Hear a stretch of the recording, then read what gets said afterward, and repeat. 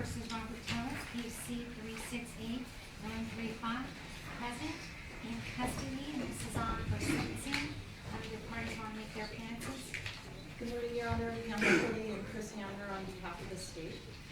Good morning, Your Honor. Robert Grassley to Michael Horvath on behalf of Mr. Tellis.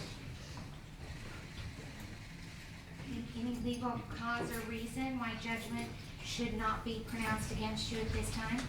No. By virtue of the verdict returned by the jury in this matter, I hereby adjudicate you guilty of murder with use of a deadly weapon. Victim 60 years of age or older. Does the state wish to be heard? Just briefly, Your Honor, thank you.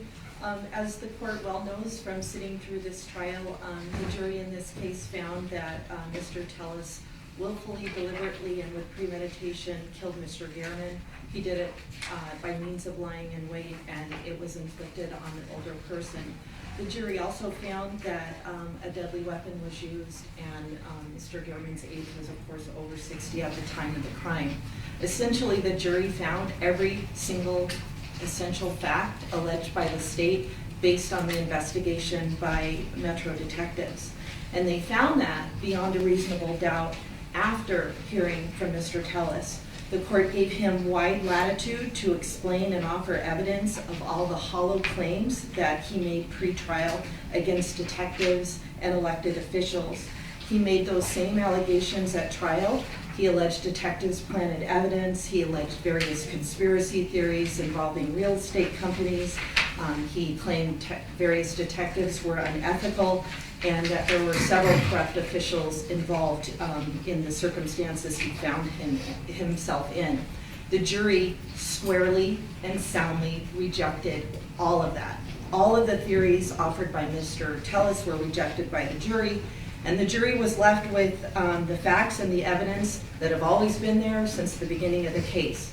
And that is that Mr. Tellis planned this extensively. He drove to Mr. Gehrman's house. He was lying in wait, and he attacked him from a place of cover. And of course, Mr. Gehrman was 69 years old at the time it occurred. The court knows from the evidence in the trial that the planning was extensive. Mr. Tellis used taxpayer-issued resources to look up personal information about Mr. Gehrman. He scoped out Mr. Gehrman's neighborhood ahead of time, and then of course he attacked someone much older than him by surprise.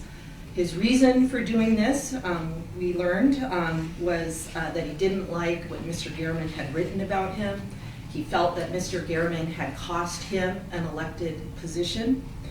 This type of violence, this sort of political violence, because of being upset about an article that has been written about you, is unacceptable and dangerous to our community as a whole. Beyond that, Mr. Gehrman's position as a reporter for decades in Clark County, his death affects the community in a unique way. There are many people who are readers who felt like they knew Mr. Gehrman and relied upon him to supply them with information about various news within Clark County. And finally, and most importantly, the family of Mr. Gehrman lost a beloved family member, an uncle, and a brother. Based on all of these factors, the state respectfully asks for the maximum sentencing enhancement available to the court. We do have one victim speaker. Thank you. Mr. Tellis, do you wish to address the court? Yes, Your Honor. Thank you. First of all, I want to say that the family has my deepest condolences. They're, Mr. Gehrman was, very impactful in the community. He was, he made a difference. And we know from testimony by the family that he was a good brother and a good uncle. And I understand the desire to seek justice and have somebody accountable for this. But I did not kill Mr. Gehrman.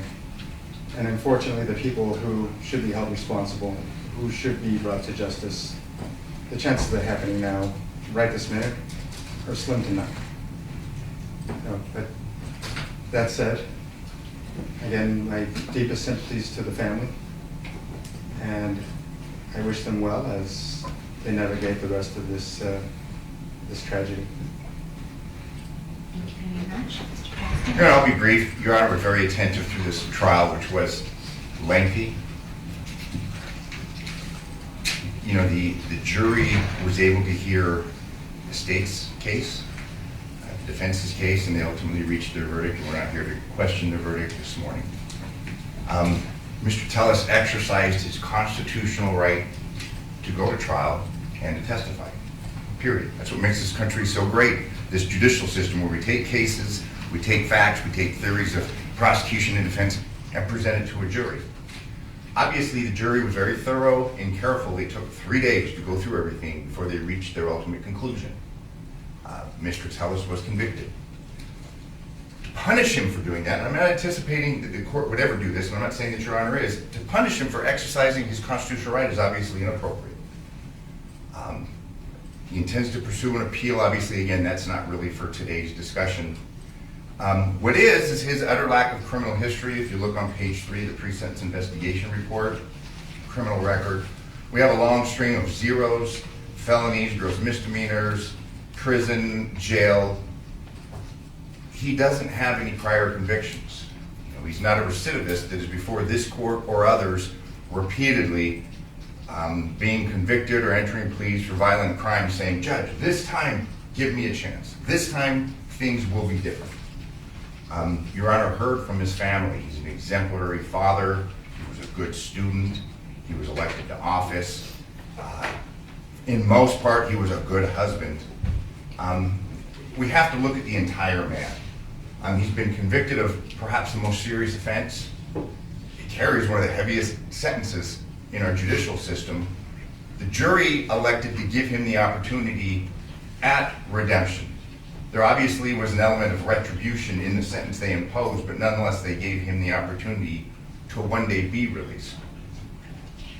What's before Your Honor is, again, how much above that 20-year sentence will he have to serve before he's eligible for parole. Given his utter lack of criminal history, I would urge the court to sentence him to something less than the maximum. I mean, the maximum sentence, we can't stack these enhancements. I mean, maximum sentence would be an additional 8 to 20 years. I'm going to urge the court to allow the parole board a bit more discretion. I would urge the court to consider a 1 to 10 year enhancement, which is allowable under statute, and allow the parole board to determine when he should be released. Of course, it's a two-step program. Number one, he'd have to be eligible for parole on the murder count, which won't occur until 20 years is served, but then there's the second consecutive sentence that must be served for the enhancements. I would urge the court to impose a sense of leniency in that he has no prior criminal record. Mr. Tellis has been actively engaged in his defense since the get-go. That continues through today. Again, I would urge the court to not hold that against him. And based upon the evidence Your Honor has heard, the statements of the parties, our arguments, and the information contained within the pre-sentence investigation report, which I just want to put on the record, there's no Stockmeyer issues. We'd submit it to Your Honor's sound discretion. Okay, thank you very much. And we call the first witness. Jay Garman.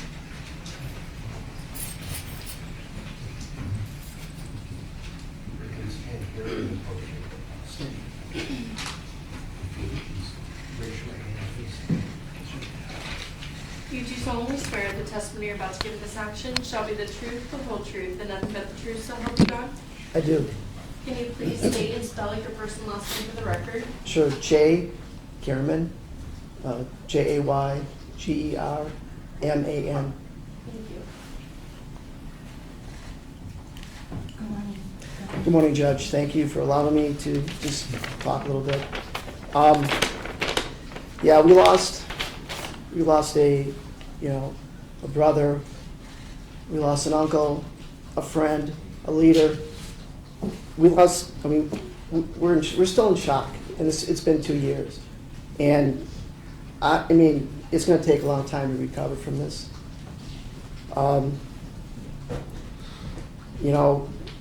It's taken up this whole ordeal, the trial, the crime, the murder.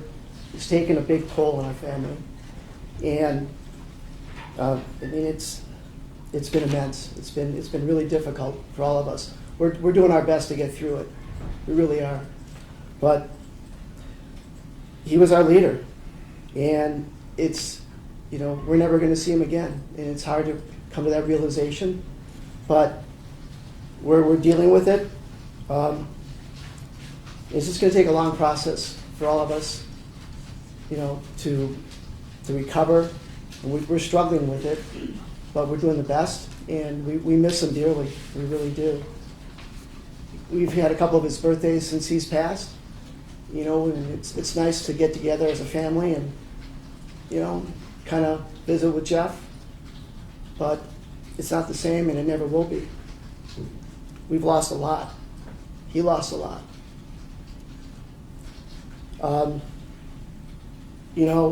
We have a lot of anxiety about the future safety of our family, if and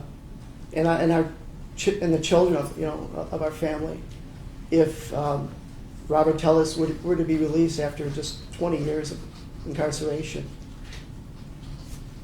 But thank you for letting me take a few minutes to talk about Jeff and our family. Thank you. And thank you for your testimony. Anything else? Not on behalf of the state. Okay, in accordance with the laws of the state of Nevada, this court does now sentence you as follows. In addition to the administrative assessment, the DNA fee, and the collection fee, you'll be required to submit to genetic marker testing. At this time, the court's going to sentence you to life in the Nevada Department of Corrections with parole eligibility beginning after a minimum of 20 years has been served, and after considering all the factors enumerated in NRS 193.165, the court's going to sentence you to a consecutive 8 to 20 years for the deadly weapon enhancement, for an aggregate 28 to life in the Nevada Department of Corrections. He has 771 days. Does the defense agree with that? Yes, we do. Okay, and the restitution, was there any objection to the restitution amount? No, Your Honor. And proposed restitution, the amount of $23,347.71 to the victim's family.